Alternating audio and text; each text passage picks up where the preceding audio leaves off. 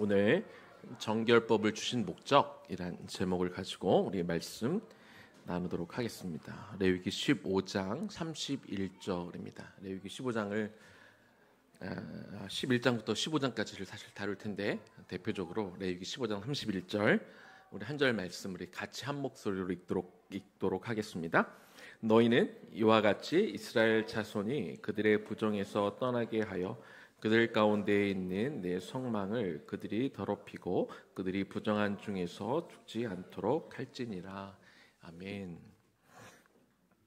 은나무 공동체는 저희가 계속해서 이 큐티인 책을 가지고 큐티를 해 나아가고 있습니다. 그리고 금요기도의 주일 또 계속해서 이 큐티인 본문에 맞춰서 저희가 말씀을 듣고 있는데요.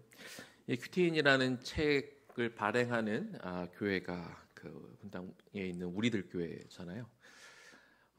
저는 개인적으로 이렇게 생각이 들더라고요. 어쩌면 이 큐티인을 분당 우리들 교회에서 어떻게 사용하고 있는지는 모르겠지만 이 큐티인을 꼭 의회나무 교회를 위해서 발행하는 게 아닐까 싶을 정도로 그때그때 주어지는 그 메시지가 어찌나 이렇게 교회가 가는 방향과 우리 공동체가 가는 방향과 부합하는가 이런 생각을 하게 됩니다. 주제가 새롭게 하소서 이렇게 하면서 저희가 상번제 회막 기도를 계속해서 드리고 있죠.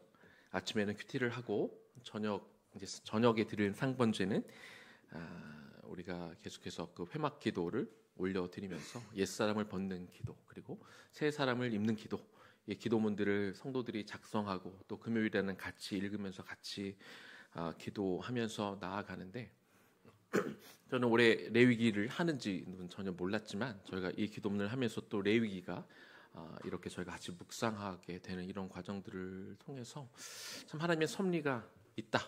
여기에 참 맞춰서 있다. 그런 생각을 하게 됩니다. 또 이제 개인적으로는 오늘 설교를 사실 준비하는 게 내용적으로 그렇게 쉽지는 않았습니다. 정결법에 대해서 쭉 이야기하는 게 설교를 준비하는 것도 어렵고 설교를 하는 것도 어렵고 좀 그런 부분들은 있었지만 또 한편으로는 이건 지극히 개인적인 이야기지만 하나님이 이제 제가 그 2주 전에 코로나에 걸렸고 이번 한 주는 코로나에 이제에서 벗어나기는 했지만 계속 몸이 안 좋아서 아침에 잠깐 왔다가 뭐 하나 하면 기력이 다 빠져갖고 또 집에 가서 쉬다가 이렇게 계속 왔잖아요.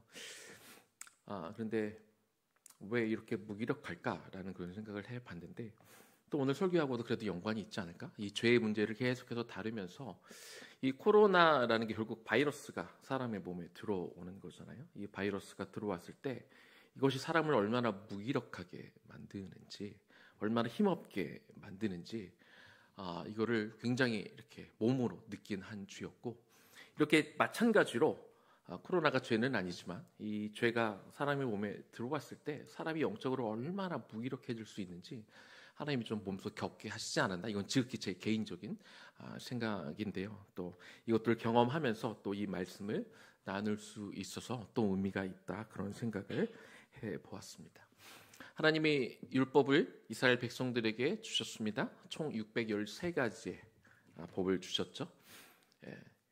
365가지의 먼 것을 하면 안 되는 법 그리고 248가지의 뭔 말 해야 되는 법 이렇게 두 가지로 나눌 수도 있지만 또 이 613가지의 법은 또 다르게 구분을 하기도 합니다. 첫 번째는 이제 의식법으로 우리가 구분을 할 수 있습니다.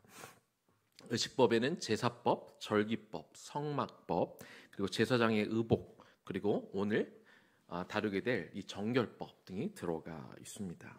그런데 이런 의식법들은 오늘날 더 이상 다 문자적으로 지키지는 않습니다. 히브리서 10장 1절 말씀을 보니까 율법은 장차 올 좋은 일의 그림자일 뿐이요 참 형상이 아니므로 해마다 늘 드리는 같은 제사로는 나아오는 자들을 언제나 온전하게 할 수 없느니라. 여기서 이 율법이라는 이 단어는 그냥 율법 전체를 의미하는 것이 아니라 오늘날 더 이상 지키지 않는 이런 의식법 같은 것을 의미합니다. 신약 성경은 이 율법, 더 이상 지키지 않는 이 율법을 그림자라고 표현을 하고 있고요. 이런 의식법은 참 형상이신 예수 그리스도께서 오셔서 단 한 번의 완전한 제사를 통해서 이런 불완전한 의식법을 완전하게 다 완성을 이루신 것을 우리가 알 수 있습니다. 그래서 더 이상 문자적으로 지키지 않는 것이죠. 두 번째는 시민법입니다. 이 법 안에 형법에 관한 것, 민법에 관한 것, 상법에 관한 것들이 다 여기에 포함이 됩니다. 이러한 법들은요, 당시 어떤 문화와 특수적인 상황에 따라 만들어진 법입니다. 예를 들어서 그 당시에는 계대결혼법이라는 게 있습니다. 여러분 말이 좀 익숙한가요? 이 계대결혼법이 뭐냐면, 예를 들어 집안에 큰아들이 결혼을 했는데 자녀를 낳지 않고 못하고 이렇게 죽게 되면 둘째, 그 형의 동생, 남동생이 형수님하고 결혼을 해서 그래서 이렇게 자녀를 계속해서 가져서 이 대를 이을 수 있도록 하는 것, 이것이 계대 결혼법입니다. 오늘날 이런 일이 이루어진다 그러면 다들 막 깜짝 놀랄 만한 그런 뉴스긴 하지만 당시 특수적인 상황 가운데 이런 것들이 허용이 됐습니다. 심지어는 율법 안에 이런 법이 들어가 있는 것이죠. 그러나 이런 법은 이제 현재의 상황과 맞지 않는 거기 때문에 더 이상 지키지를 않는 것이죠. 또 한 가지 예를 들면, 우리가 곡물을 벨 때 밭 모퉁이에 있는 벼는 다 베지 말라, 이런 법이 있습니다. 레위기 23장 22절 말씀을 보니까, 너희 땅에 곡물을 벨 때 밭 모퉁이까지 다 베지 말고 떨어진 것을 줍지 말고 그것을 가난한 자와 거류민을 위하여 남겨두라. 나는 너희의 하나님 여호와니라. 이런 말씀이 있습니다. 요즘 대부분 도시에 살고 있고 또 시골이라도 다 농사를 짓는 것이 아니기 때문에 대부분의 사람과는 해당이 되지 않는 그런 법이죠. 그러나 문자 그대로 지키지는 않더라도 이런 법들은 이 율법을 주셨던 그 목적, 그 참 의미는 우리가 그 정신만큼은 여전히 지켜야 되는 법입니다. 세 번째는 도덕법입니다. 이 법들은 지금도 여전히 지켜야 되는 법입니다. 613가지의 율법을 압축해 놓은 것이 십계명인데, 이 십계명이 대표적으로 도덕법이고 그리고 지금도 지켜야 되는 법입니다. 자, 이렇게 율법이 이렇게 세 가지로 구분될 수 있는데, 오늘은 율법 중에서 의식법, 그리고 의식법 안에서도 정결법에 대해서, 하나님이 왜 이 정결법은 왜 주셨고 무엇이고 우리가 오늘날 나에게 어떤 의미가 있는지 그 목적에 대해서 나눠 보도록 하겠습니다. 레위기 11장 45절 말씀에 보니까, 나는 너희의 하나님이 되려고 너희를 애굽 땅에서 인도하여 낸 여호와라. 내가 거룩하니 너희도 거룩할지어다. 하나님은 내가 너희의 하나님이 되시기 위해서 너희를 애굽 땅에서 인도하여 낸 여호와다, 그렇게 말씀하고 있습니다. 인도하다라는 단어는 원어적으로 분리시키다입니다.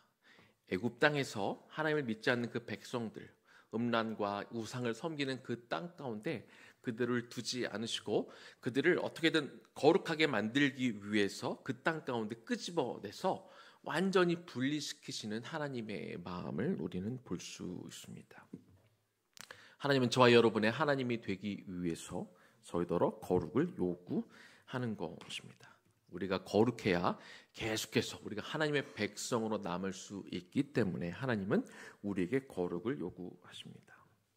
그런데 이 거룩이라는 게 단순히 추상적인 거룩을 의미하는 것이 아니라, 이 정결법을 가만히 보니까 우리가 우리의 삶 속에서 정결을 유지해야 된다, 이렇게 말씀하고 있습니다. 우리의 언어도 그렇고 우리 행동도 그렇고 우리의 마음과 생각도 뿐만 아니라 우리가 살아가는 모든 습관, 문화, 이 모든 것들이 다 정결해야 된다고 하나님은 가르쳐 주고 있습니다. 율법을 받을 당시 이들은 지금 이제 애굽에서 떠나 가나안으로 가고 있는 그런 여정 중에 있었습니다. 그들은 이미 430년 동안 애굽 땅의 그 문화에, 그 더러운 문화, 하나님의 가치관과 완전히 반대되어지는 문화 속에 그들이 삶을 살아왔습니다. 뿐만 아니라 그들이 앞으로 가게 될 가나안 땅 역시 이방신들과 세속적인 문화가 매우 강한 곳이었습니다. 이제 이스라엘 백성들이 그들의 몸에 배어 있는 이 애굽의 어떤 문화와 그리고 앞으로 가게 될 이 가나안의 문화 속에서 정결을 유지하기 위해서 하나님이 어떤 기준을 제시해 준 것이 바로 정결법인 것이죠. 정결하다라는 단어는 이 히브리어로 타호르라는 단어입니다. 영어로 하면 cleanness가 됩니다. 더러움은 타메라는 히브리어 단어인데 한국말로는 그냥 부정함이라는 것이고 영어 성경에는 uncleanness라고 되어 있습니다. 그런데 이 깨끗하다, 부정하다, 순결하지 않다, 이것은 무엇으로 구별이 될까요? 도대체 어떤 기준으로 이것을 구분하게 될까요? 깨끗함과 더러움은요, 전적으로 하나님의 관점에서 이거를 분별해야 합니다. 하나님의 기준으로 볼 때 깨끗해야 깨끗한 것이고, 하나님의 관점에서 볼 때 이건 더러운 거야. 그러면 이건 무조건 더러운 것이 됩니다. 세상이 어떤 기준을 가지고 어떻게 이야기하건, 얼마나 많은 사람이, 얼마나 많은 퍼센테이지의 사람이 이것이 깨끗하다, 부정하다 이렇게 구분하는 건 별 의미가 없습니다. 하나님의 기준에서 깨끗한 것이면 깨끗한 것이고, 하나님이 아무리 세상의 99.9%가 이거는 깨끗한 거야 라고 말을 해도 하나님이 아니야, 이건 부정한 거야 라고 말하면 그것은 부정한 것이 됩니다. 다시 말하면 하나님의 말씀이 정한 것과 부정한 것의 절대적인 기준이 되어야 되는 것입니다. 하나님은 이 거룩의 규정을 세우면서 먼저 성소에서부터 그 규정을 말씀하기 시작합니다. 그러나 성소만 거룩하면 된다, 혹은 제사장들만 거룩하면 된다 말씀하지 않으시고 일상으로 점점 확대해서 정결법에 대해 말씀하셨습니다. 그리고 처음에 제사장에 대해서만 이야기하셨다가 점점 일반 백성들이 어떻게 하면 거룩할 수 있는지 점점 거룩의 범위를 확장해 나가는 것을 볼 수 있습니다. 특정 장소나 특정한 사람들만 거룩하면 되는 것이 아니라 이스라엘 백성들 전체가 삶의 모든 부분에서 거룩하기를 요구하고 계십니다. 그래서 거룩한 성소와 제사장들뿐만 아니라 일반 백성들의 삶, 다시 말하면 그들이 먹는 음식, 그들이 사는 집, 그들이 입는 옷, 그리고 그들의 몸, 그리고 죽음의 영역까지 이르러 삶의 전 영역에서 하나님은 거룩에 대한 규정을 주시고 그 규정들을 지킴을 통해서 거룩하기를 요구하고 있는 것이죠.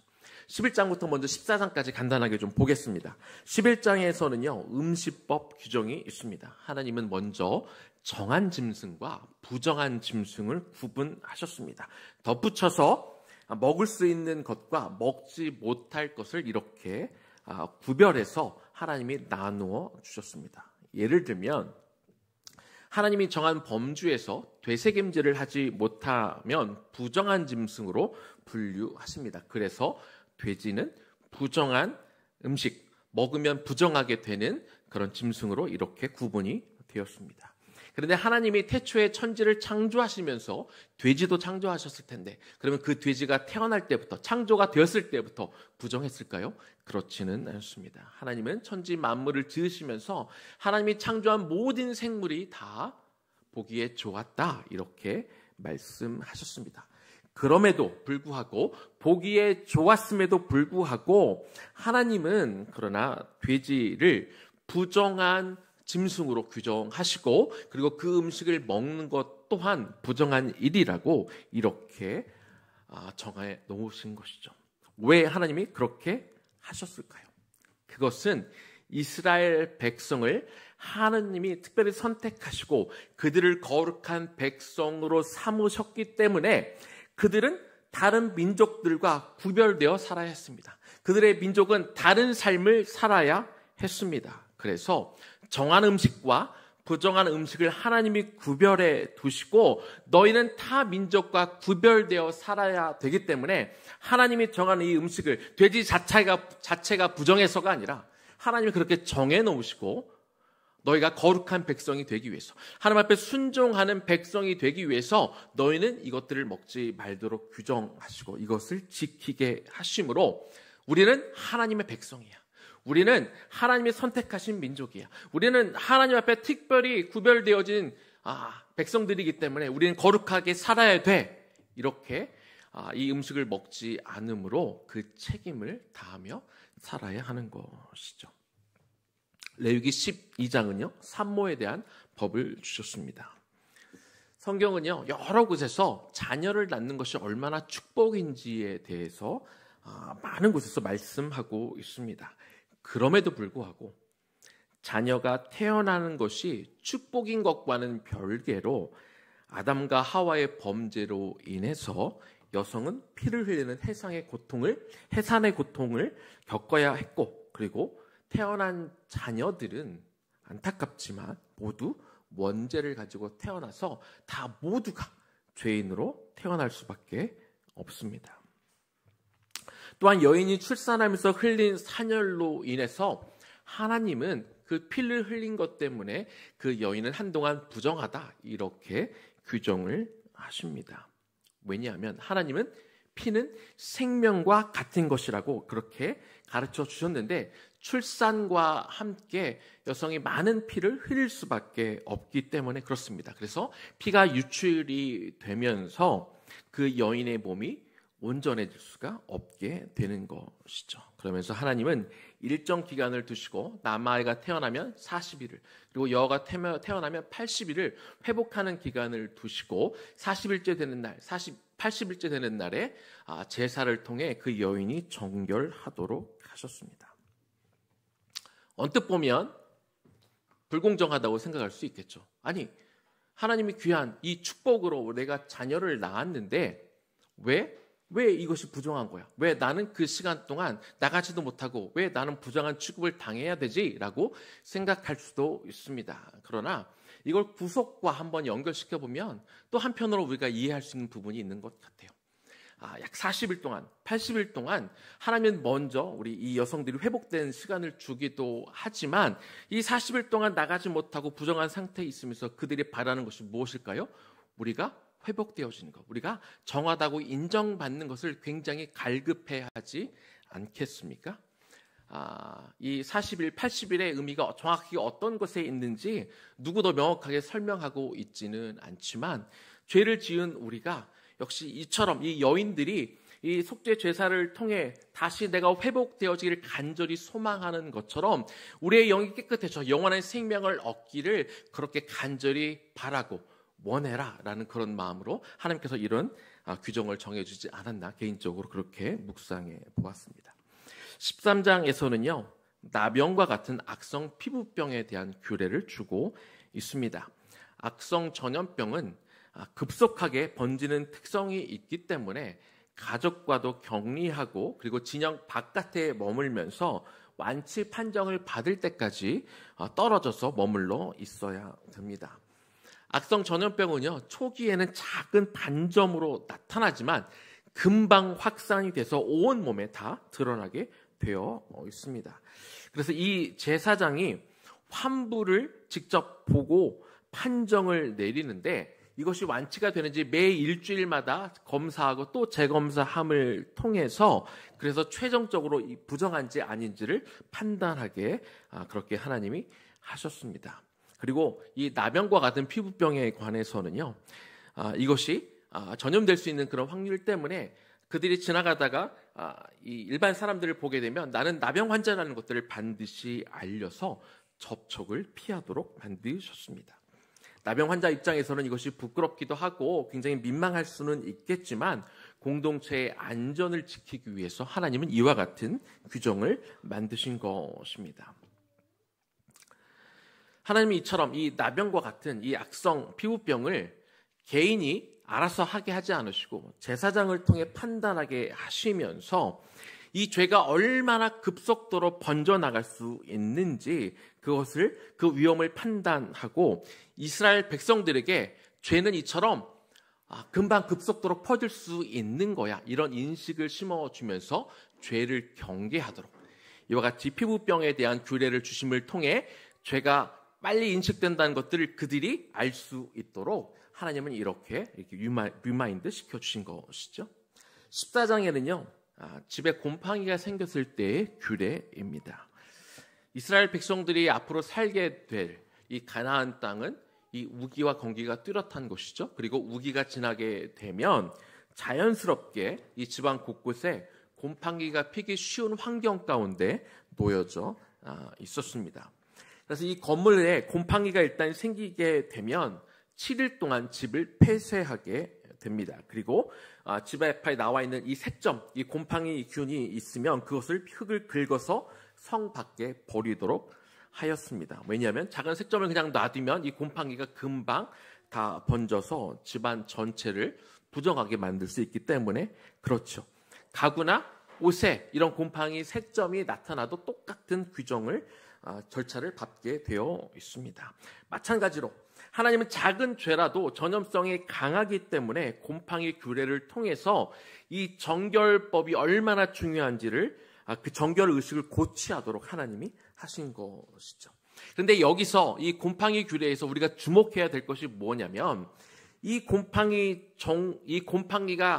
폈는지 안 폈는지에 대해서 집주인이 판단하는 것이 아니라 반드시 의심이 되면 제사장을 모시고 와서 제사장이 판정을 내리라 한 것입니다.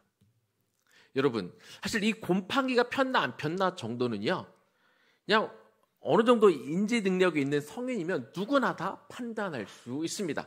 이게 곰팡이인지 아닌지는 늘 살다 보면 너무나 쉽게 우리가 판정할 수 있고 구분할 수 있고 심지어 그걸 해결할 수도 있는 것이죠. 그러나 하나님은 각 개인에게 그것을 판단하도록 허락하지 않으셨습니다. 반드시 제사장을 불러서 제사장이 판단하고 그 조치를 취하게 만든 것입니다. 사람들이 곰팡이인지 아닌지 혹은 이 곰팡이를 제거할 수 있는 능력이 없어서가 아니라 영적인 권위 안에서 이 죄의 문제를 다루라는 것이죠. 이 죄의 문제는 반드시 영적인 문제로 인식하고 제사장을 통해서 빨리 이 문제를 해결하는 것이죠. 우리가 좀 게으르면 곰팡이가 있어도 이거 좀 놔두면 되지라고 할 수 있지 않겠습니까? 그러다가 집안 전체가 곰팡이가 필 수 있는데 일단 제사장에게 알리면 제사장이 반드시 그 조치를 취하고 집을 폐쇄를 하건 어느 부분을 수리를 하건 곧바로 해야 되는 것이죠. 이 문제를 놔둘 수가 없는 거예요. 그렇기 때문에 이 죄의 문제가 생겼을 때 그냥 게을러서 놔두는 것이 아니라 영적인 목회자들의 어떤 지도 아래 이 죄의 문제를 빨리 해결하도록 하나님이 그런 규정을 정해 놓으신 것입니다. 레위기 15장은요, 이제 정결법의 마지막 부분으로서 유출병에 관한 내용입니다. 1절에서 18절까지는 남자의 유출병에 관한 내용이고 19절에서 30절까지는 여자 유출병에 관한 내용입니다. 남자 유출병은요, 남성의 생식기 부분에서 비정상적인 것이 나오는 것을 말하는데 곧 임질과 같은 성병을 의미합니다.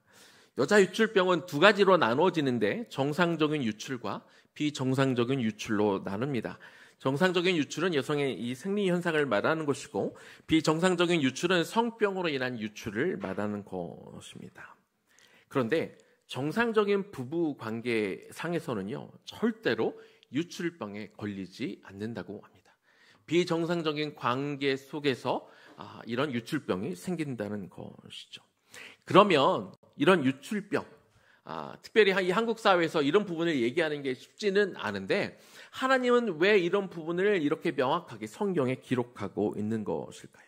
하나님이 유출병, 정결법을 주신 이유는요, 첫 번째는요, 전염에서 보호하시기 위해서 그렇습니다.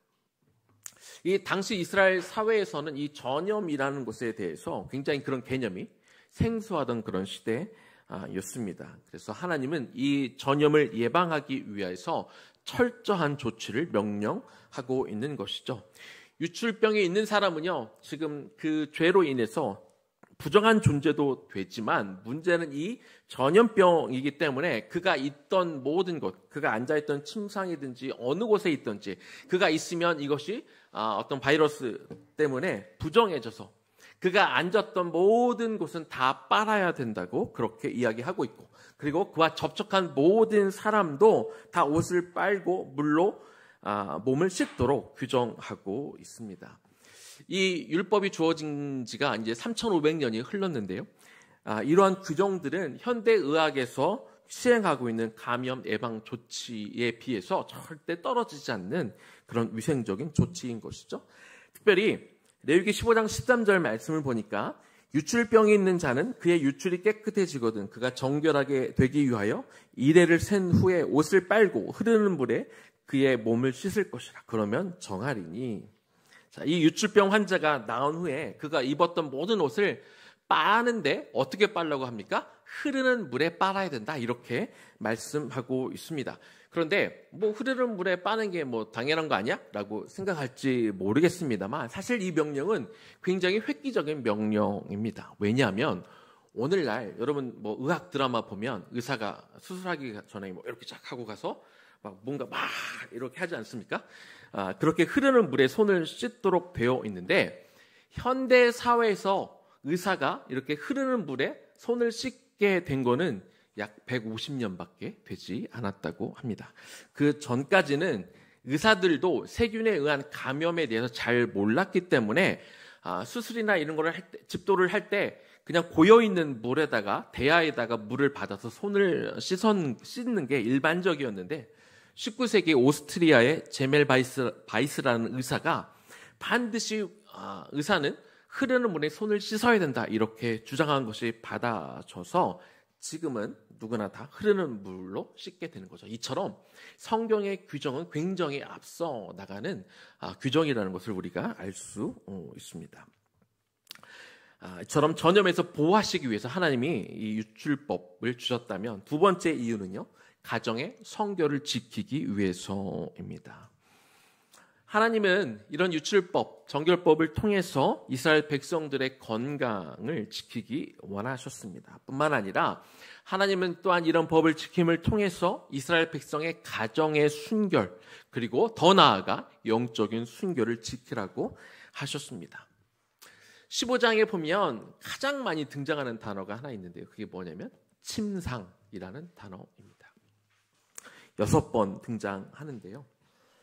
이 유출법을 통해서 이스라엘 백성들은 이 각 가정에서 일어나는 이 침상 안에서의 일, 이런 부분들, 밖으로는 잘 모르게 할 수 있지는 모르겠습니다만, 그러나 이런 중요한 부부 사이의 이 사생활 내에서 굉장히 정결을 지키는 것이 중요하다, 이렇게 말씀하고 있습니다. 사람들은 흔히 이런 어떤 부부 관계에 대해서 잘 이야기를 안 하려고 하지만, 그러나 성경은 이 개인 생활, 특별히 이 부부 생활 가운데 이 부부 관계의 문제도 굉장히 중요한 것이라고 말씀하고 있는 것이죠.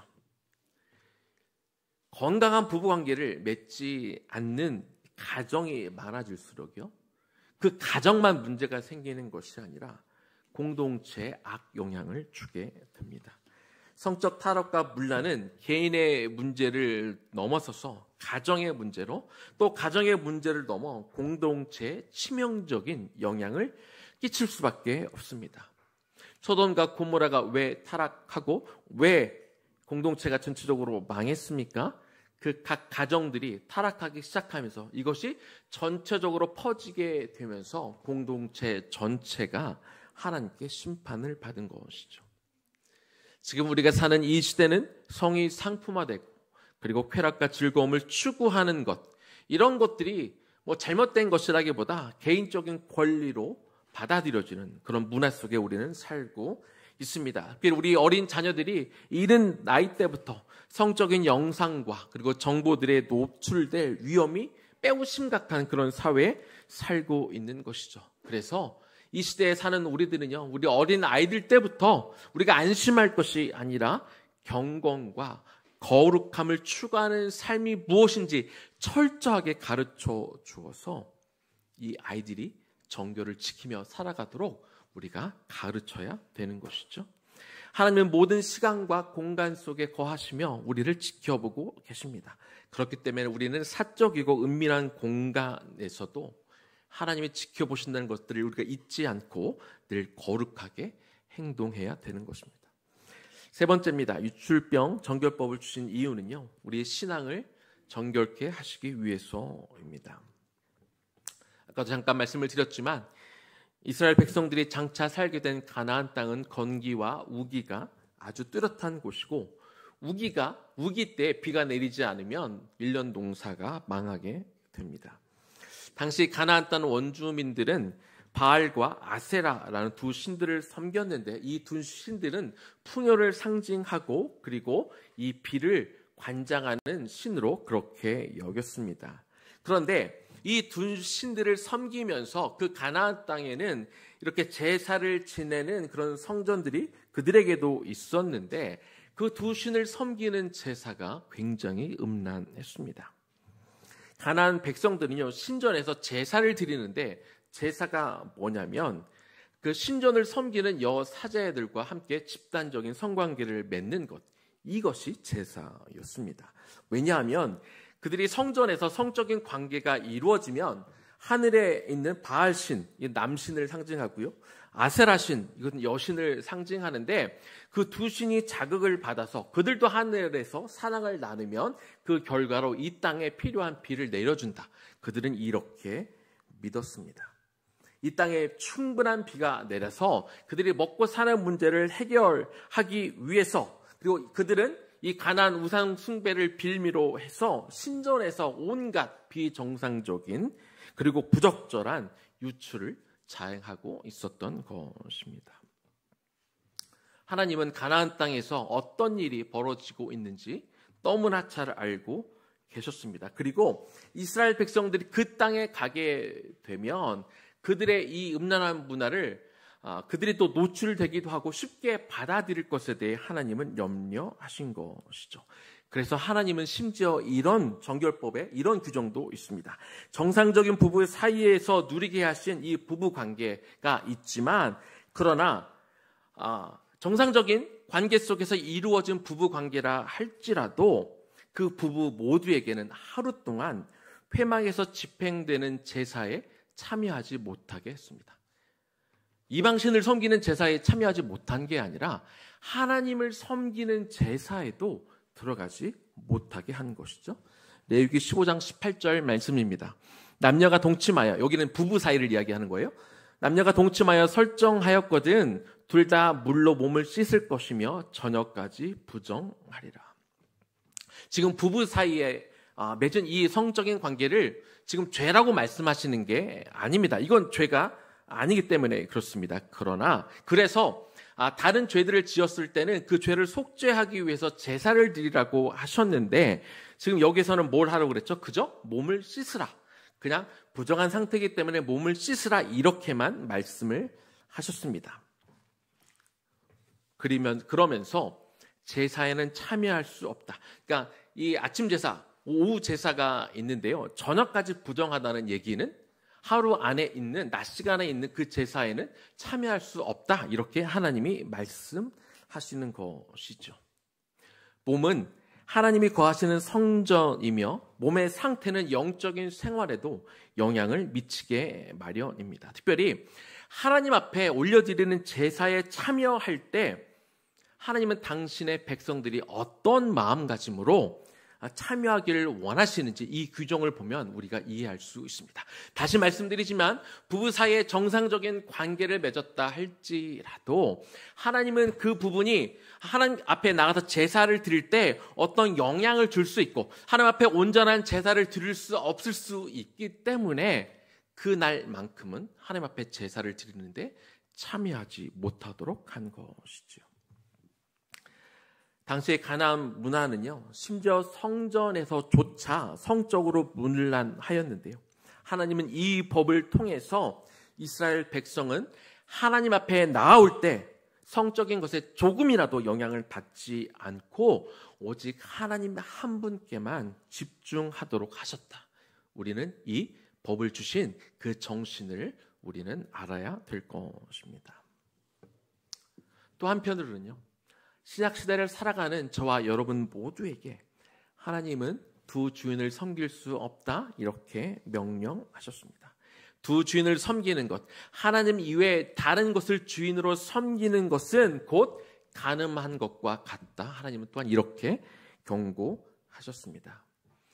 은혜나무교회는 지난 주일에 제사장 위임식에 대해서 나누면서 모든 성도들이 앞에 나와서 이렇게 관유, 하나님이 제사장들을 위임할 때 바르셨던 그 기름을 바르는 의식을 치루었습니다. 그리고 이번 주 목요일에도 의회나무 교회 공동체에서 우리 유치부와 초등부 학생들이 똑같은 그런 의식을 이곳에서 이 자리에서 행하였습니다.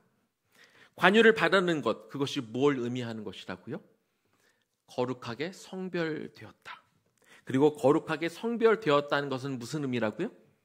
오직 하나님의 영광을 위해서만 사용되어지는 것, 이것이 거룩하게 성별되었다고 지난주에 말씀을 드렸습니다. 그래서 이 하나님의 성전 가운데는 모든 그 제물, 제단과 그리고 기명들이 다 이렇게 관유가 발라졌는데, 제가 한 가지 예를 들었죠. 바벨론의 왕 중에 이 벨사살이라는 왕이 있었는데, 그 왕이 예루살렘을 무너뜨리는 왕이죠.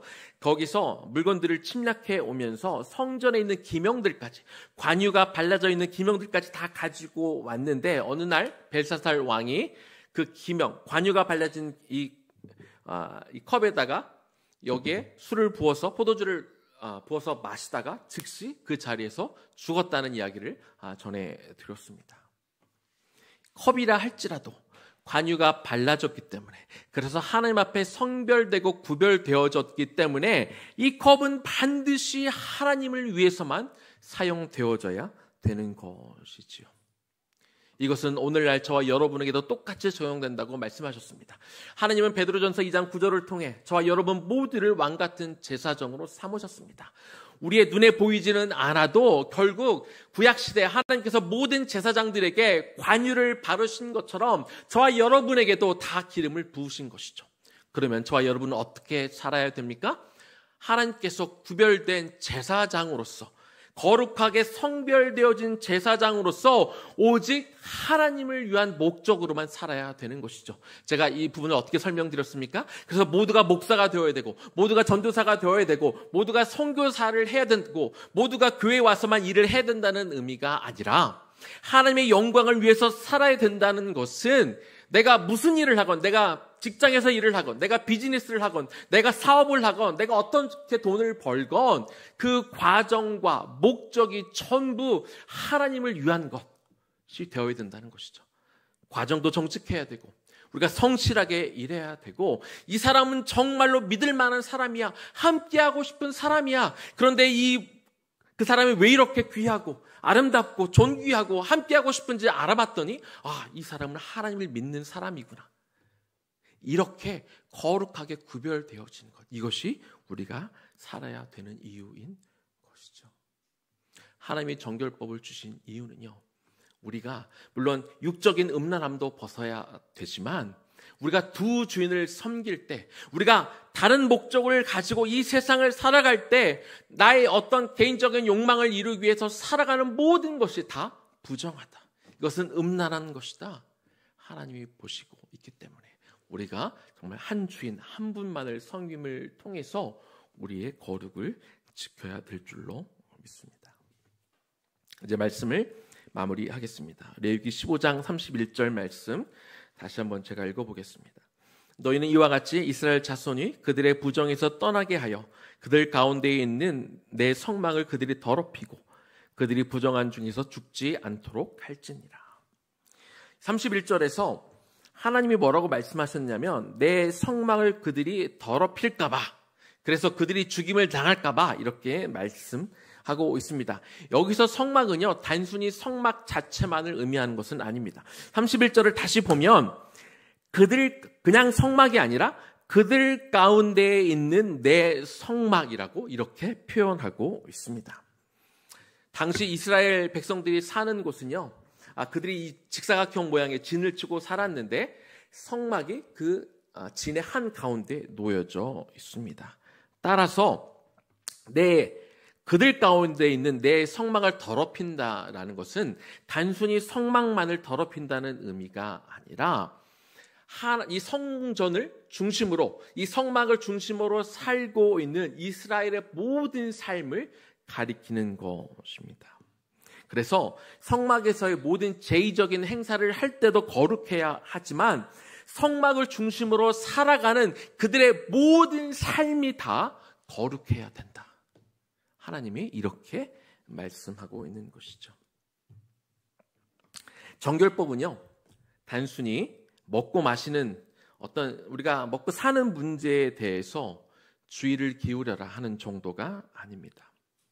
행동 몇 가지 고치고 수정해서 파워 좀 넣어주세요. 단순히 먹고 마시는 문제에 대해서 주의를 기울이라는 정도가 아니라, 그래서 행동 몇 가지를 수정하는 정도가 아니라 정결하고 신실한 삶의 방식을 굳건히 하라. 하나님은 그것을 요구하고 있습니다. 행동 몇 가지를 바꾸는 게 아니에요. 내 안에 내가 제사장으로서, 내가 구별된 존재로서 내가 그렇게 인식하고 내 속의 이 근원에서부터 이 죄를 바라보는 시선을 바꾸고 내 삶을 살아가는 모든 방향이 정결을 향해야 된다. 하나님이 그렇게 말씀하고 있는 것입니다. 그러기 위해서 우리는 무엇을 해야 합니까? 예수 그리스도 앞으로 나와야 되는 것이죠.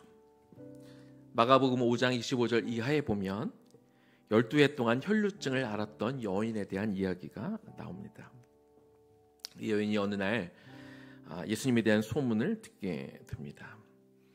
이분을 만나게 되면 어떤 병이라도 고침을 받을 수 있다는 이야기를 듣고 그녀는 힘이 없었지만 예수님을 만나기 위해서 길을 쓰고 앞에 나갔습니다. 그런데 당시 사람들에게 부정하다라는 그런 인식이 있기 때문에 감히 예수님 앞에 나아가지를 못하고 무리 속에 이렇게 껴서 가는 그 예수님을 열심히 죽어라 쫓아가서 겨우 예수님의 옷자락을 만질 수 있었습니다. 그랬더니 순식간에 이 혈루병이 다 나음을 입는 그런 은혜가 임하게 되었죠. 여러분, 이 정결법에 의하면은요, 부정한 자가 누군가를 만지면 그 사람도 부정하게 됩니다.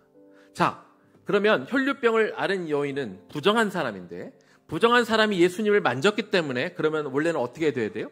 예수님도 부정한 존재가 되어야 됩니다. 그런데 예수님이 부정한 존재가 되었습니까? 아니죠.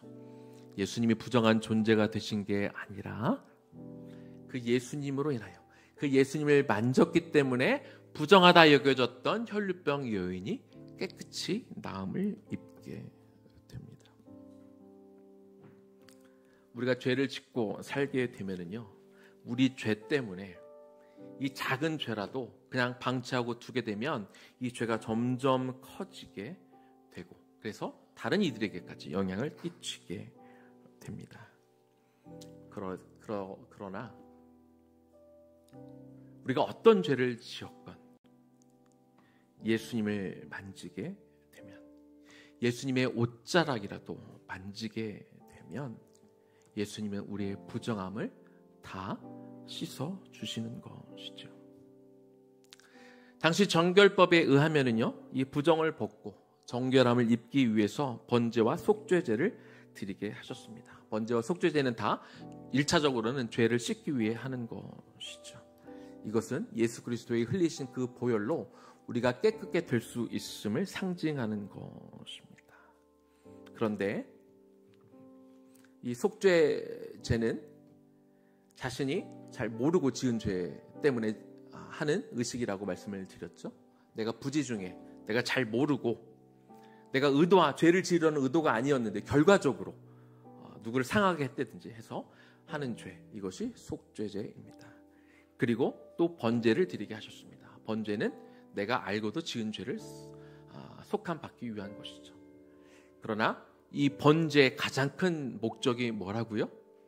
번제를 드리는 가장 큰 이유는 나를 하나님 앞에 내어드리는 것입니다. 그런데 부정한 상태의 나를 하나님 앞에 내어드릴 수가 없기 때문에, 그래서 먼저는 속죄제를 드려 내가 부지 중에 드렸던 죄를 사함받고, 그리고 번제를 통해 내가 알고 지은 죄까지 다 사함을 받은 후에 주님, 내가 하나님의 은혜로 깨끗해졌으니 이렇게 나를 깨끗하게 하신 주의 은혜에 내가 감사하며 이제부터는 나를 주님 앞에 내어드립니다. 주님, 나를 받으옵소서. 이것이 번제를 올려드리는 진짜 목적이 됩니다. 사랑하는 여러분, 우리가 거룩한 삶을 추구하지 않으면 우리는 거룩한 나라의 백성이 될 수 없습니다. 우리가 죄에 대해서 우리가 민감하지 못하면, 우리가 죄를 처리하는 일에 게으르면 우리는 절대로 하나님 나라의 거룩한 백성으로 살 수 없습니다. 어떻게 하면 내가 세상에서 더 강해지고, 어떻게 하면 내가 세상에서 더 영향력 있는 사람이 되고, 어떻게 하면 내가 더 세상에서 잘 살 수 있을까 고민하기 전에 먼저 내가 어떻게 하면 내가 세상에서도 내가 거룩할 수 있을까 고민해야 됩니다. 하나님이 정결법을 주신, 지금은 문자 그대로 지키지 않는 법이지만, 그러나 이 법을 주신, 그리고 이 삶 전반에 걸쳐서 제가 이 말씀을 묵상하면서 괜히 많이 찔리는 게 많았어요. 하나님은 단순히 어떤 제의적인 부분에서 어떤 나쁜 행동만 하지 않으면 그것을 거룩한 것으로 인정해 주시는 것이 아니라, 죄의 문제는 아주 사소한 부분에서부터 있더라고요. 우리 집안을 깨끗하게 하지 않는 것, 그대로 놔두는 것부터가 하나님은 죄라고 말씀하시는 거죠. 그런 삶의 사소한 작은 부분들, 이것이 아무것도 아닌 것 같지만 내가 삶에서의 소소한 부분을 내가 이것을 바꾸어 나가지 않으면 이것이 고스란히 내 영적인 생활에 영향을 미친다는 거예요. 이런 부분을 가만히 놔두면 결국은 내가 하나님 앞에서 범죄하고 죄를 짓는데 또한 게으르게 만든다는 것이죠. 그래서 삶의 작은 부분에서부터 이것들을 바꿔나가라. 청결하게 해라. 깨끗하게 해라. 몸을 씻어라. 곰팡이들을 비껴내라. 이렇게 명령하시는 것이죠. 거룩을 추구하시기 바랍니다. 죄를 소홀히 여기지 마시기 바랍니다. 그리고 날마다 죄의 씻음을 통해서, 죄의 사함을 받음을 통해서 여러분의 몸을 하나님이 기뻐 받으실 수 있는 거룩한 제물로 하나님 앞에 드리시며 하나님의 영광을 위해 살아가는 저와 여러분 되기를 주님의 이름으로 간절히 축원합니다.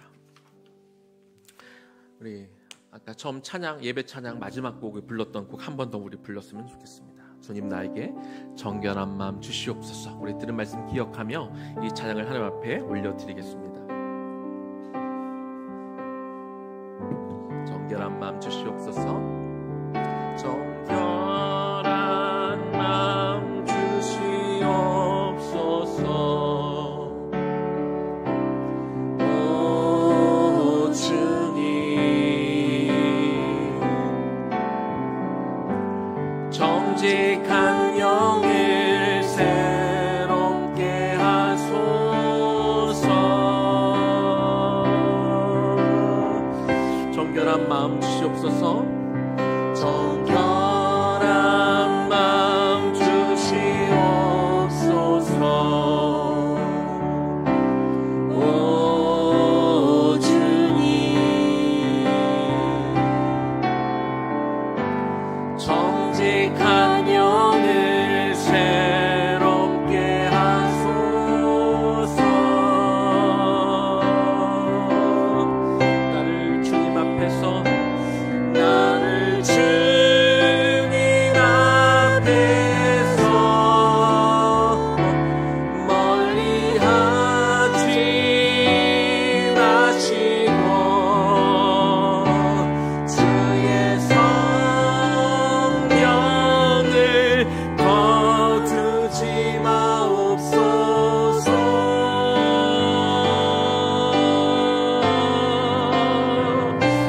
그 구원의 기쁨 다시 회복시키시며 변치 않는 마음 안에 주소서. 나를 주님 앞에서 멀리하지 마시고 나를 주님 앞에서 멀리하지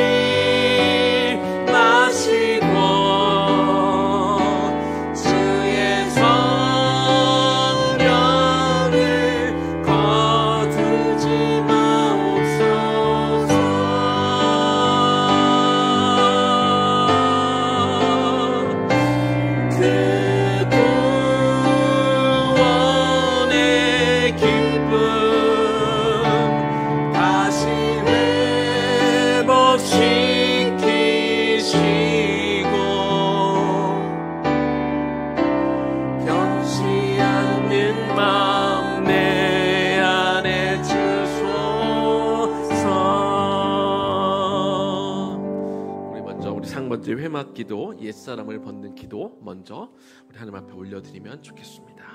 우리 같이 한번 읽어보겠습니다. 정결의 기준을 하나님께 두지 않고 상대적으로 괜찮은 것에 만족하며 여전히 적당히 넘어가려는 안일한 자세를 버리기 원합니다. 오직 하나님의 말씀을 정결의 절대적 기준으로 삼아 거룩한 하나님의 백성으로 살게 하소서. 이 세상의 악하고 음란한 문화 속에서 순결을 지키게 하시고, 특별히 우리 다음 세대들이 악한 환경 속에서도 세속적인 가치들에 대하여 아니라고 분명하게 구별되어 살도록 인도하여 주옵소서. 깨끗함 그리고 더러움의 기준이 전적으로 하나님의 관점에서 구별되어야 된다 말씀을 드렸습니다. 하나님의 관점에서 깨끗하면 깨끗한 것이고, 하나님의 관점에서 더러우면 더러운 것입니다. 세상의 기준으로 아무리 깨끗하다 말한다 할지라도 하나님의 말씀에서 어긋나면 정결한 것으로 인정할 수 없는 것입니다. 우리는 자꾸 정결함의 기준을 상대적인 것에서 찾으려고 합니다. 그래도 내가 대부분의 사람들보다 좀 나으면 된 거 아니야? 그냥 일반 사람들보다 그래도 내가 조금 더 정직하고 내가 바르게 사니까 이 정도면 된 거 아니야? 라고 자꾸 상대적인 기준으로 나의 거룩을 자꾸 드러내려 하지만, 그러나 하나님은 그것으로 충분하지 않다고 말씀하십니다. 자꾸 내 생각과 상식에 맞추어 죄를 판단하면 안 되는 것입니다. 우리가 레위기를 묵상하면서 죄의 문제를 우리가 철저하게 다루고 죄의 기준을 높여야 합니다. 죄에 대하여 안일한 태도, 또는 이건 뭐 큰 죄가 아니고 그냥 사소한 거잖아 라고 무시하고 넘어가는 그런 우리가 안일한 태도를 버리고, 주님 나로 하여금 죄에 민감하게 하옵소서. 하나님 나로 하여 죄에 민감하게 하옵소서. 작은 것이라고 무시하고 넘어가는 것이 아니라 작은 것 하나에도 가슴을 치며 애통하는 마음으로 죄를 바라보는 내가 되게 하여 달라고 우리 시간 그렇게 기도하며 나아가면 좋겠습니다. 기도하겠습니다. 아버지 하나님, 이 시간 기도합니다. 하나님, 레위기의 말씀을 묵상하며 하나님은 우리에게 정결법을 주십니다. 정결법의 기준은 세상의 기준과 다릅니다. 세상에 괜찮다고 말하는 것이 기준이 될 수가 없습니다. 하나님이 부정하다 여기시면 부정한 것이 되는 것이고, 내가 아무리 많은 사람에 비해 상대적으로 정결한다 한들 그러나 단 1%라도 부정한 것이 있다면 하나님은 그것은 부정하다 말씀하고 있습니다. 우리는 자꾸 그냥 괜찮은 정도에 만족하고, 그래서 죄에 대해서 자꾸 안일한 태도를 갖습니다. 큰 죄가 아니면, 아주 사회적으로 비난받을 죄가 아니면 그 정도는 넘어가려고 할 때가 참 많이 있지요.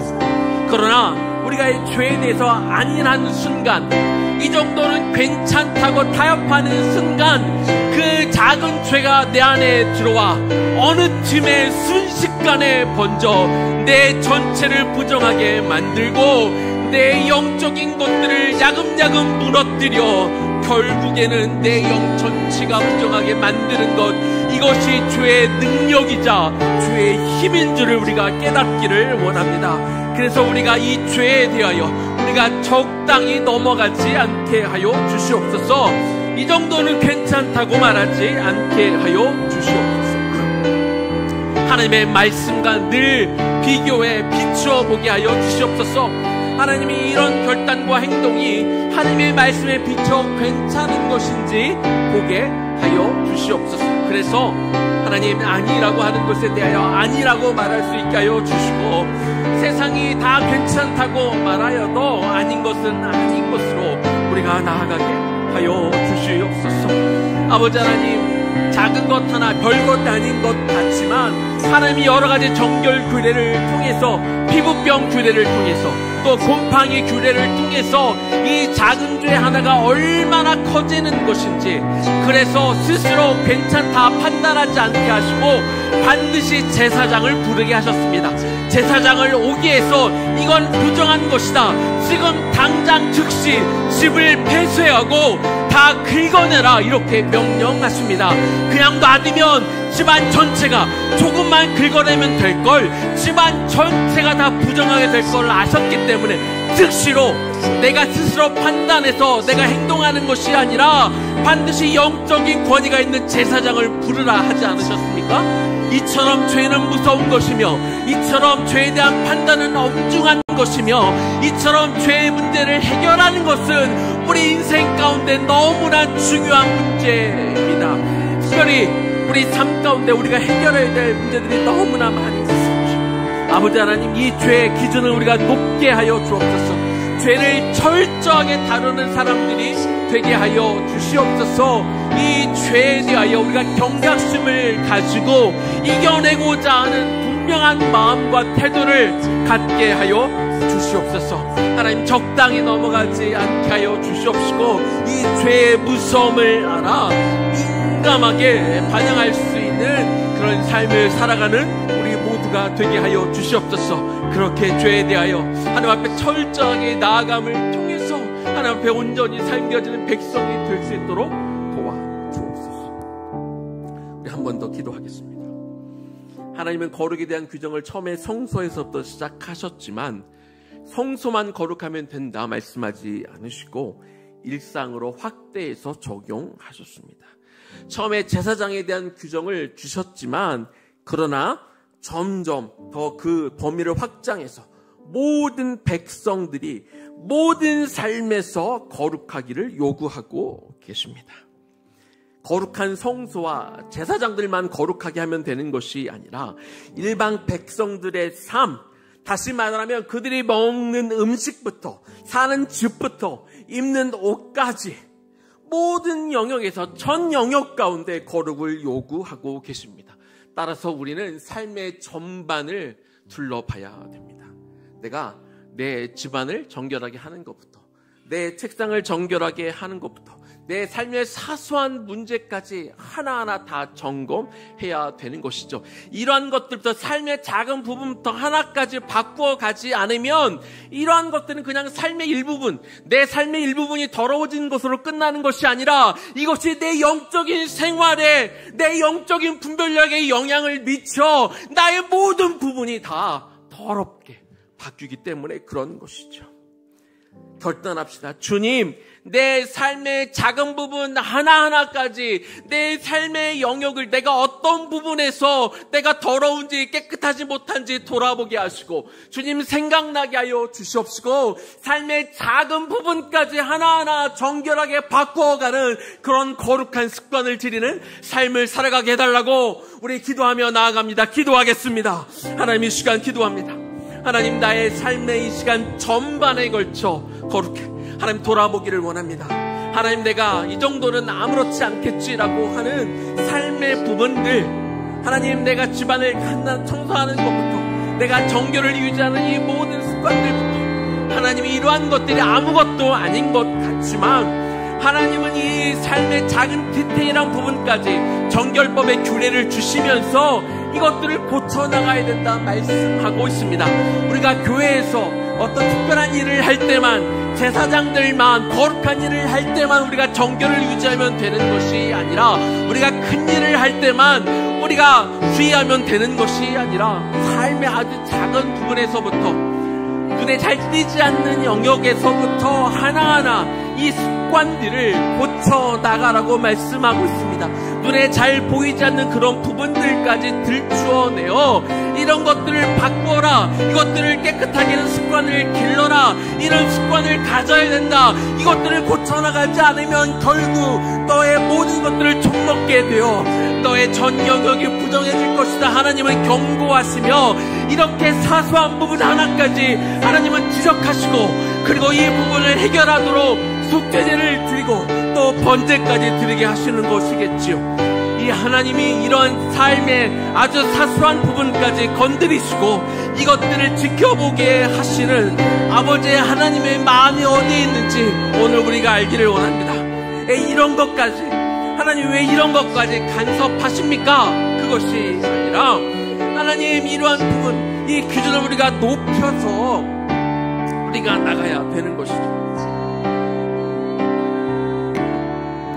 하나님 이 시간 기도합니다. 하나님, 내가 고쳐야 될 습관들이 무엇이 있을까요? 내가 정말로 이때 바꾸어야 될 나의 거룩하지 못한 습관들, 정결하지 못하는 습관들, 깨끗하지 못한 것들, 위생적이지 못한 것들이 하나님은 어디에 있습니까? 그것들을 보게 하시고 그것들이 이제 깨달아지게 하여 주시고 이런 작은 습관의 하나하나까지 하나님이 고치고 바꾸고 깨끗하게 하는 습관들로 우리를 바꾸어가게 하여 주시옵소서. 그래서 깨끗함을 유지하는 습관이 나의 몸에 배이게 하여 주셔서 이것이 고스란히 우리 영적인 영역까지 영향을 미치기 때문에, 그래서 거룩한 습관이 나의 몸에, 나의 태도에, 나의 자세에 하나님 이렇게 쓸 때까지 이것들을 신중하게 생각하고 진중하게 하나님 앞에 나아갈 수 있도록 주여 도와주시옵소서. 이건 중요한 문제입니다. 이거는 매우 중요한 문제입니다. 적당히 넘어가면 안 되는 것이죠. 절대적으로 우리가 이것들을 인식하고 하나님 나가지 않으면 우리는 또다시 과거의 옛 습관으로, 예전에 더러운 것들로 편한 대로, 우리의 익숙한 대로 갈 수밖에 없지 않겠습니까? 그래서 나의 작은 행실들부터 하나하나 바꾸어가는 자세, 작은 것 하나부터 성실하게, 꼼꼼하게, 정확하게, 명확하게 바꾸어가는 이런 습관들이 우리 안에 자리를 잡을 수 있도록 도와주시옵소서. 하나님이 작은 것들이 바뀌어질 때 점점 나의 큰 것들도, 어려운 것들도, 결단하기 힘들었던 것들도, 전에는 외면했던 것들도, 전에는 못한다고 말했던 그 큰 부분까지 우리가 결국은 바뀌어가 우리 삶의 전 영역 가운데 거룩을 유지하며 살아갈 수 있는 당신의 귀한 백성들이 될 때까지 주여 우리가 이 거룩을 향해 나아가는 것을 멈추지 않게 하여 주시옵소서. 나의 사소한 죄까지 들추어내어 하나님 우리의 이 부정하고 더러운 것들을 바뀌어가는 것을, 우리가 이것을 향해 나아가는 이 발걸음을 멈추지 않을 수 있도록 주여 도와주옵소서. 하나님 도와주옵소서. 우리 한 번 더 기도합니다. 이 시대는 음란과 불륜과 부정의 홍수 시대입니다. 특별히 우리의 다음 세대들을 위해 기도하면 좋겠습니다. 눈에 보여지는 유혹도 많지만 조금만 부주의하면 자신도 모르게 부정한 곳으로 자기가 이끌려 가게 됩니다. 그러나 일단 실수로라도 거기 한번 접근하게 되면 헤어나오기가 어렵습니다. 하나님은 우리 다음 세대들이 거룩함에 대한 바른 기준을 세우게 하여 주시옵소서. 세상은 점점 더 관대해지고 이 정도는 괜찮다고 말하지만 일단 발의를 들이는 순간 거기서 벗어나기가 너무 어렵습니다. 하나님 우리 다음 세대에게 어떤 유혹에도 이겨낼 수 있는 거룩한 세대로 우리 아이들이 자라게 도와달라고 우리 주님의 이름 한번 부르며 기도하며 나아갑니다. 주여 하나님 이 시간 기도합니다. 하나님 부정과 불륜과 하나님이 음란의 홍수시대에 하나님 우리 아이들이 하나님 세상의 유혹과 더러운 것에 쉽게 노출되게 되어 있습니다. 세상은 조그만 끈덕지만 있으면 어떻게든 붙잡고 더러운 것으로 인도해 갑니다. 이걸 보라고 자꾸 눈앞에 가져다주는 시대입니다. 친절하게도 내가 가지 않아도 더러운 것들이 자꾸 그들 앞에 보여집니다. 그것들이 자꾸 우리 아이들 앞으로 다가오게 만듭니다. 무의식적으로도 보게 하려고 가진 수단과 방법을 동원해 많은 악한 것들이 우리 아이들 주변에 어슬렁거리고 있지요. 하나님 우리 아이들에게 거룩에 대한 정확한 인식을 갖게 하여 주시옵소서. 우리 아이들에게 이 거룩한 제사장이란 분명한 의식이 살아있게 하여 주시옵소서. 그래서 하나님 정하지 않은 것이라면 하나님 눈길도 주지 않게 하여 주옵소서. 거룩하지 않은 것이라면 하나님 한 발짝도 움직이지 않게 하여 주시옵소서. 관심도 갖지 않게 하여 주시옵소서. 이겨내게 하여 주시옵소서. 멀리하게 하여 주시옵소서. 하나님 그것들에 대하여 흔들리지 않는 마음을 우리 아이들에게 허락해 주시기를 소망하며 기도하오니 주여 도와주셔서 이 세상을 향해 정말로 하나님 거룩을 주시옵소서. 하나님이 악한 작은 것 하나만 들어와도 이것에 몸서리치며 이것들을 이겨내기 위해서 하나님 아닌 것은 아니라고 분명하게 말하고, 거절해야 되는 것들에 대해 분명하게 거절을 표시하고, 하나님 가스에 끼어 하나님이 그렇게 뭉텅거리며 살아가는 그런 인생들이 아니라, 소수라 할지라도 그 거룩한 편에 서서, 깨끗한 편에 서서 우리 아이들이 살아갈 수 있도록 도와주시옵시고, 우리 부모 세대가 우리 아이들에게 어떻게 사는 것이 정한 삶인 것인지 분명하게 삶으로 보여주고, 하나님 모범이 되는 삶을 살게 하여 주셔서 우리 아이들이 부모를 보고 우리 어른들을 바라보며 분명한 그 기준을 세워갈 수 있기를 소망하며 기도하오니 주여 도와주옵소서.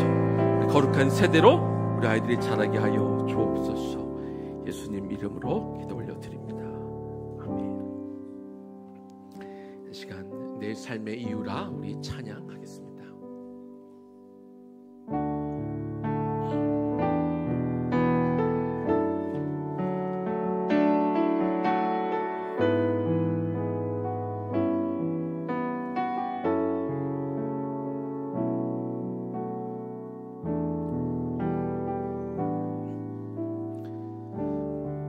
예수는 내 힘이요,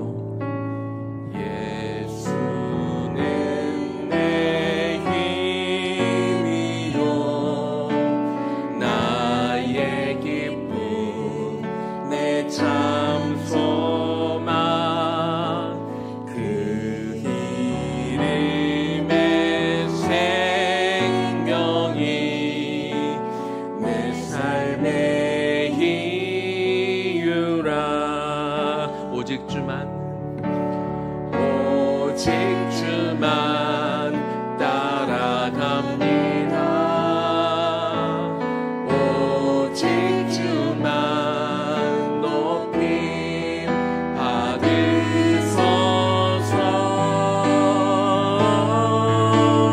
내 평생에 그 이름을, 그의 선하심을 세상에 노래합니다. 그 이름에 크신 능력, 영원한 생명이 내 삶의 이유라. 내가 사나 죽으나, 내가 사나 죽으나 그 이름을 위하여 내 모든 것 다 드리니 나를 받으소서. 오직 주만 따라갑니다. 오직 주만 높임 받으소서.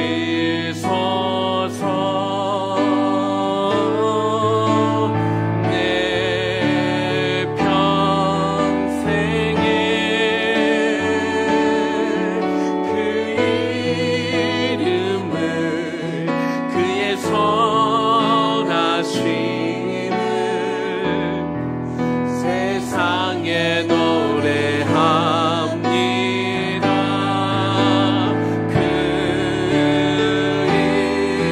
이름에 크신 능력, 영원한 생명이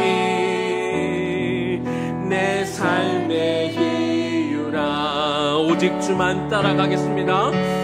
오직 주만 따라갑니다. 오직 주만 높임 받으소서.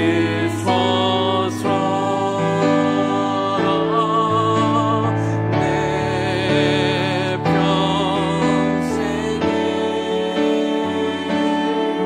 그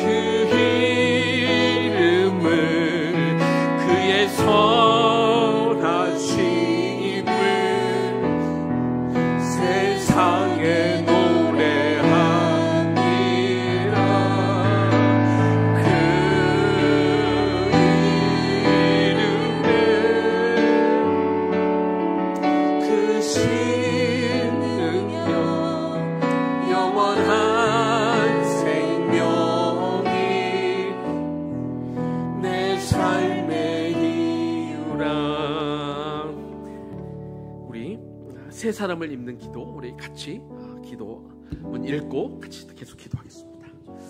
교회에서뿐만 아니라 내 삶의 전 영역에서 거룩을 추구하며 살기 원합니다.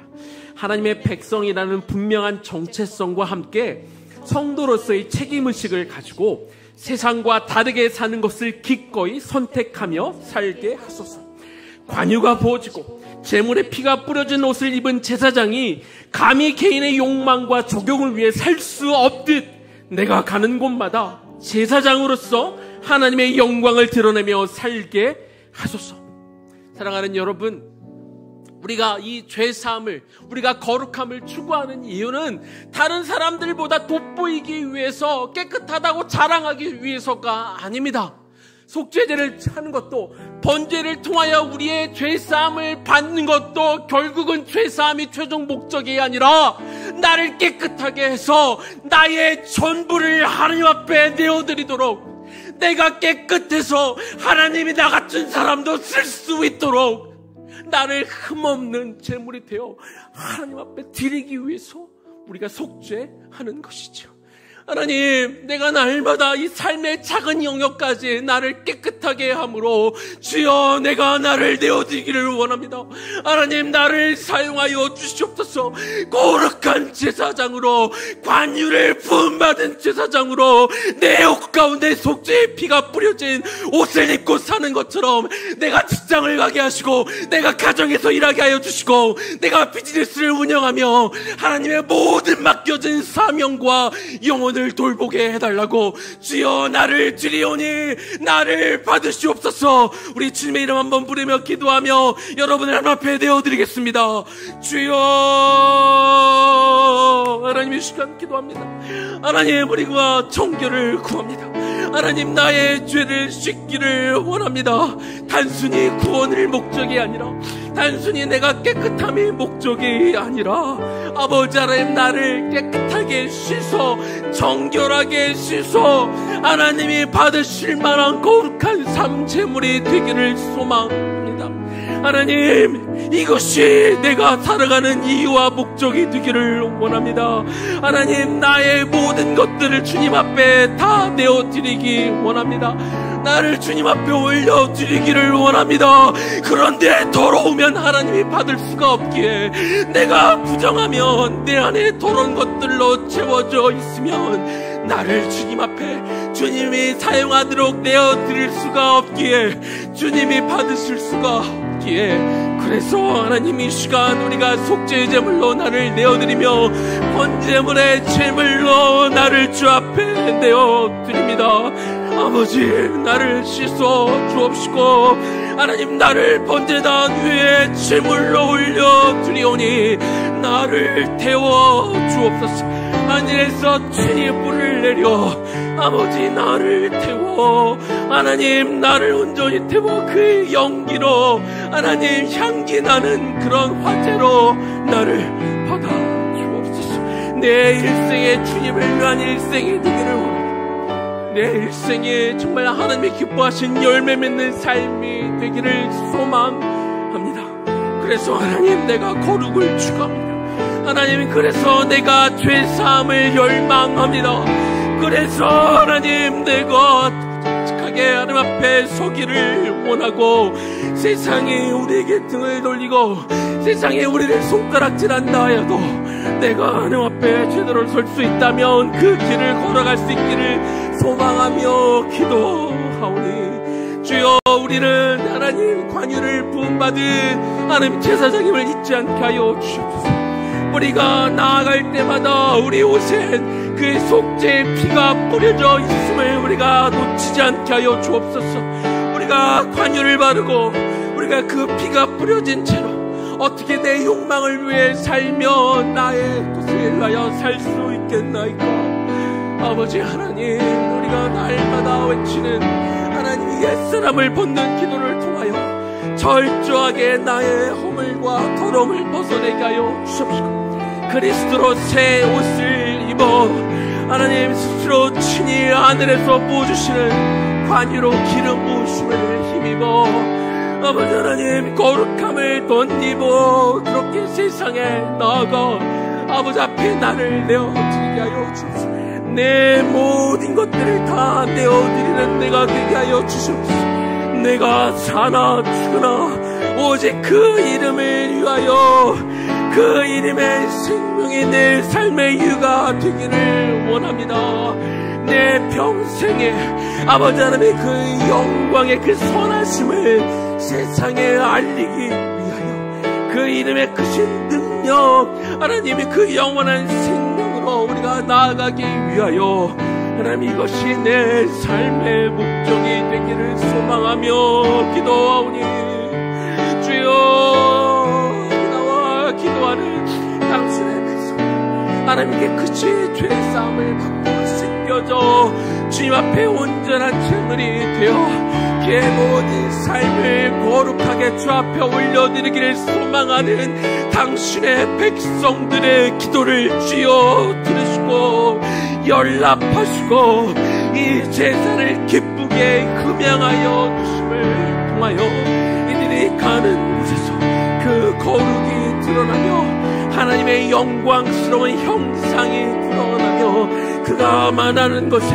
그가 행하는 것에, 그가 사람을 만날 때마다 하나님 그가 일하는 일터에서 우리가 부딪히는 일상의 삶 가운데 하나님의 영광스러운 것이 드러날 수 있기를 소망하며 기도하오니, 하나님 이것이 우리의 헛된 맹세가 아니라 우리의 하나님 속절없는 그저 허황된 우리의 이야기가 아니라 이것이 매일의 삶 가운데 열매로 맺혀지기를 원하며, 이것이 내가 추구하는 진정한 목표가 되게 하여 주시옵소서. 제사장으로 거룩하게 구별되어 오직 하나님의 영광, 하나님의 나라를 위해 살게 하여 주시옵시고, 하나님의 백성답게 살아가는 것이 나의 삶의 근지와 이유와 목적으로 살아가는 우리 모두가 되게 하여 주옵소서. 예수님 이름으로 기도 올려드립니다. 아멘. 우리 마지막으로 여호와의 유월절 같이 찬양하겠습니다.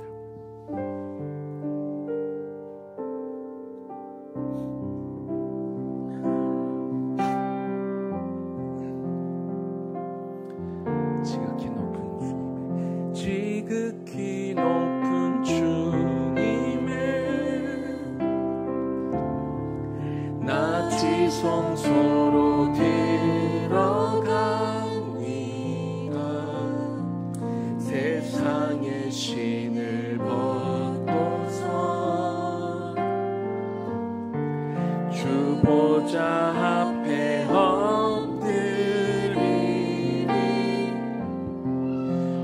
주를 향한 사랑과 그 신뢰가 사그러져 갈 때 하늘로부터 이곳에 장막이 덮이네. 이곳을 덮으소서. 이곳을 덮이소서. 이곳을 비추소서. 내 안에 무너졌던 모든 소망 다 회복하리니.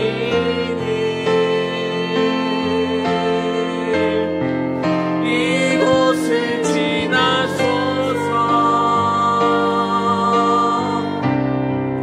이곳을 만지소서. 내 안에 죽어가는 모든 예배 다 살아나리라. 이곳을 덮으소서. 이곳을 덮이소서. 이곳을 비추소서. 내 안에 무너졌던 모든 소망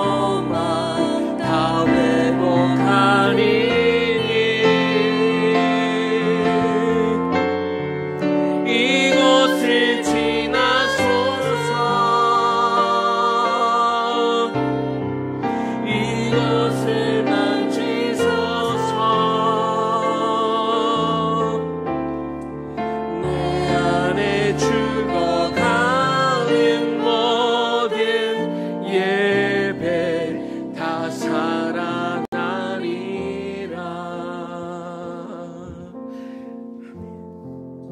우리 마지막으로 한 번 더 기도합니다. 정결법에 의하면 부정한 사람이 만지는 모든 것이 다 부정해지고 그 사람도 부정해지지만, 혈루병 여인이 예수님의 옷자락을 만졌을 때 예수님이 부정해지는 것이 아니라 도리어 부정했던 그 여인이 깨끗함을 입게 되었습니다. 예수님 앞에 나아가는 것이 정답입니다. 예수님의 깊은 임재 가운데 우리가 들어가는 것이 방법입니다. 이 시간 하나님 앞에 좀 깊이 들어가 주님의 존전 앞에 나아가 주님이 말씀하신 것들을 들으며 하나님 우리를 만져주시고 우리의 필요한 곳곳에, 우리 상처난 곳에, 우리 허물진 곳에, 우리의 무너진 곳에, 우리의 연약한 곳을 하나님이 만지실 수 있도록, 여러분은 이미 이곳에 혈루병 걸린 여인처럼 피곤한 몸을 이끌고 이미 와 계시죠. 그렇기 때문에 하나님이 여러분들의 마음을 아시고 이 시간 찾아오셔서 하나님이 임하시고 기름 부어주시고 메마른 곳에, 아픈 곳을 만져주실 것입니다. 깊이 좀 하나님의 임재 가운데 들어가며 주님의 임재를 구하는 기도를 올려드리면 좋겠습니다. 기도하겠습니다. 아버지 하나님, 이 시간 기도합니다. 아버지 하나님, 이 시간 기도합니다. 하나님은 하나님의 임재 속에 이 시간 우리가 깊이 들어가 하나님이 찾아오셔서 하나님의 그 손길과 눈길이 나의 연약한 곳을 바라보시며 나의 더럽고 어두운 곳을 비추시며 바라보시며 하나님이 그곳에 하나님의 눈길이 머물며 하나님의 손길이, 당신의 그 치유의 손길이, 당신의 그 거룩함 만지시며 오늘 우리 성도들 가운데 임하기를 이 시간 소망하며 기도합니다. 주여 도우시오. 하나님 도와주소서. 주님, 우리 간절한 마음으로 마치 혈병 걸렸던 그 여인이 아무 힘이 없지만 사람들이 다 부정하다 가까이 오기를 꺼려했지만 큰 소리로 외치며 너는 부정한 자라 멀리 가라, 사람들은 쫓아내려 했지만 죽을 힘을 다해 예수님께 나와 그 옷자락을 만진 그 심정으로, 그 간절한 마음으로 주 앞에 엎드려 하나님 앞에 나의 연약함과 나의 부정함을 주 앞에 내어드리며 이 시간 주님 앞에 엎드려 싸우니 하나님의 그 강력한 기름 부으심이 오늘 이 밤 다시 한번 우리 가운데 임하기를 원합니다. 십자가 그 구속의 피가, 십자가 그 대속의 피가 하나님 나의 상처마다 흘러 내 아픈 마음에, 내 생채기 난 마음에,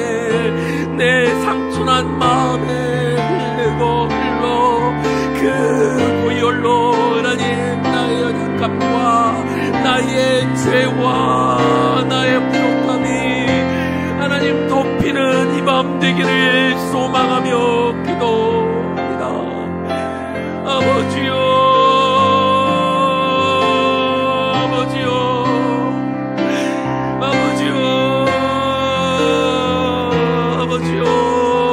뜨는 마음을 엎드려 이 시간 손을 뻗어 당신의 옷자락이라도 만지기를 소망하는 마음으로 손을 뻗어 당신의 임재 가운데 엎드려 기도하는 당신의 백성들을 긍휼히 여기시고 이 시간 오셔서 우리의 아픈 마음과 우리의 힘든 상황에 지쳐있는 우리의 마음과 하나님 앞에 살고 싶지만 뜻대로 되지 않아 좌절하고 실망한 우리의 부유한 영혼을 불쌍히 여기시오. 하나님 다시 한번 주님께서 내미는 손으로 인하여 우리의 영이 다시 한번 일어나 다시 한번 우리가 회복되어지는 놀라운 그 은혜를 우리가 맛보기를 원하나이다. 아버지 그 심령과 마음으로 나와있는 당신의 이 백성들의 심령과 마음 가운데 찾아오심을 통해서 아버지 하나님 진정한 회복이 일어나는 오늘 이 밤이 되기를 소원하나이다. 하나님 온전한 회복과 치유가 일어나는 이 밤이 되기를 소망하오니 주여 임하옵소서. 주여 임하옵소서. 주여 우리 가운데 좌정하시고 임하시오. 각 사람의 마음 하나님의 좌정 치유하시고 임하여주는 그 놀라운 이 밤이 되기를 주여 소망합니다. 주여 이것을 우리가 소망하나이다. 하나님 이것을 우리가 간절히 원하나이다. 하나님 우리의 도우시고 찾아가시고 임하여 하나님 우리 약하고 떠난 것의 수상과 함께 우리로 다시 한번 옷을 입혀 주심을 통하여 우리가 다시 세상에 나아갈 담대한 하나님 그런 담력을 허락하여 주시옵소서. 하나님 실패하지 않으며 똑같은 죄에 넘어지지 않으며 하나님 그 어떤 유혹에도 승리할 수 있는 당신의 귀한 백성들로 우리가 다시 일어날 수 있도록 하나님 허락하여 주옵소서. 하나님 허락하여 주옵소서. 허락하여 주옵소서. 예수님 이름으로 기도 올려드립니다. 아멘. 지금부터는 우리가 개인적으로 여러분들이 가지고 나오신 기도 제목 가지고 하나님 앞에 나아가면 좋겠습니다. 간절한 마음으로 하나님께 기도하겠습니다.